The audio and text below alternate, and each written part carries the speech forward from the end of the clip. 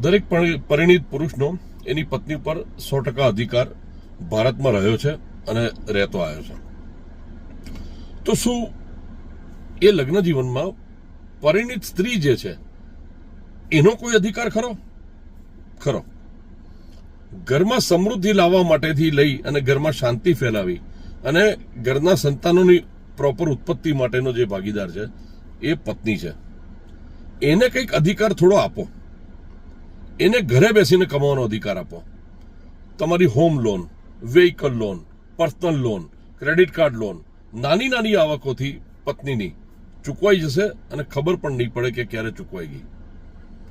અધિકાર પત્નીને આપશો ને તો એ તમારી ભાગીદાર થશે, તમારી માલિક નથી થવાની.